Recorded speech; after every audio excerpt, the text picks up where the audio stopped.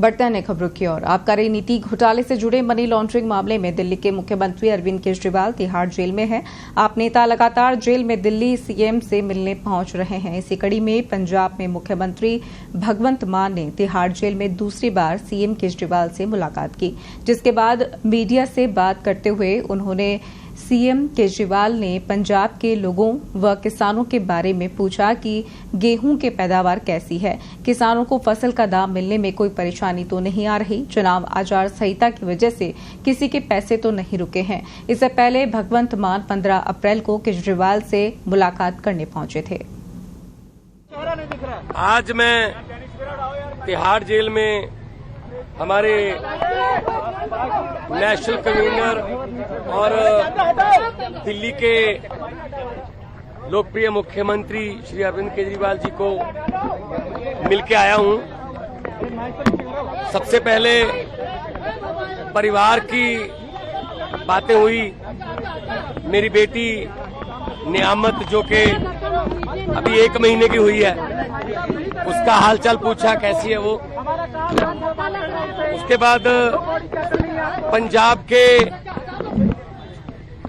लोगों की, किसानों की फसल क्योंकि इस बार मंडियों में अब आ रही है, तो उन्होंने पूछा कि पैदावार कैसी है इस बार, और जो किसानों का जो डायरेक्ट जो ट्रांसफर है पैसे की, जो सीसीएल की फसल का पैसा, उसमें कोई बाधा तो नहीं आ रही, जहाँ कोई चुनाव आचार संहिता की वजह से पंजाब में कोई ऐसी सहूलत जो रोक ली हो। मैंने कहा जी बिल्कुल नहीं है, निरंतर सुविधाएं चल रही हैं, बिजली भी फ्री चल रही है, मंडियों में एक एक दाना जो गेहूं का आएगा वो हम रिकॉर्ड पैदावार करके 130 लाख मीट्रिक टन देश के सेंट्रल पूल में दे रहे हैं, और पैसे भी उसी दिन ट्रांसफर हो रहे हैं।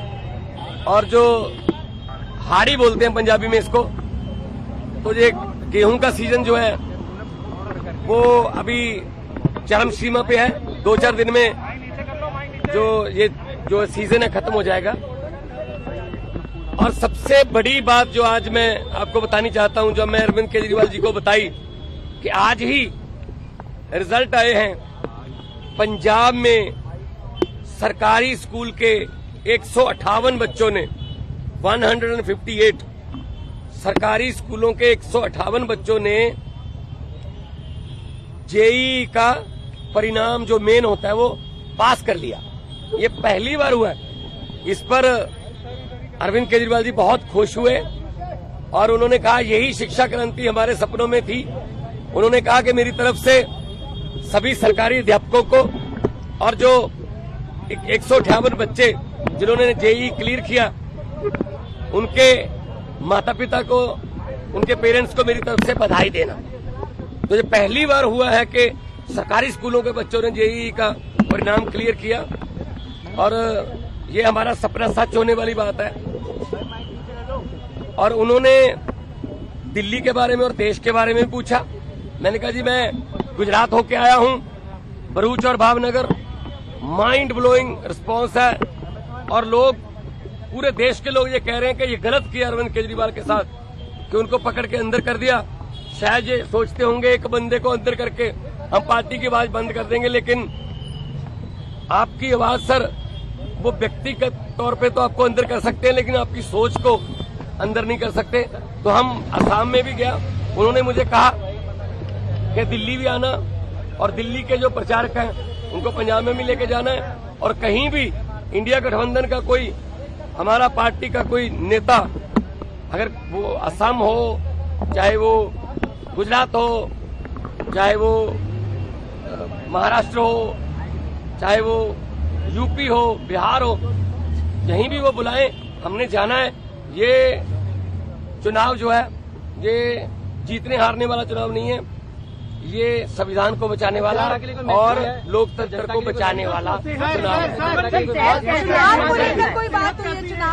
सेहत उनकी ठीक है, वो कह रहे हैं कि मुझे इंसुलिन मिल रही है, और अब मेरा रूटीन में चेकअप भी हो रहा है, तो सेहत उनकी बिल्कुल ठीक है। एक इम्पोर्टेंट सवाल है, अमित शाह ने ये कहा है कि अगर उनकी जान को खतरा है, जेल तो आप ही के अधीन आती है, लेकिन फिर भी अगर मुझ पर शिकायत आएगी तो हम देखेंगे, क्योंकि पिछली बार आपने कहा था कि आतंकवादियों से भी बुरा सलूक अरविंद केजरीवाल के साथ किया जा रहा है। नहीं, मीटिंग तो आज भी मेरी उसी तरीके से हुई है।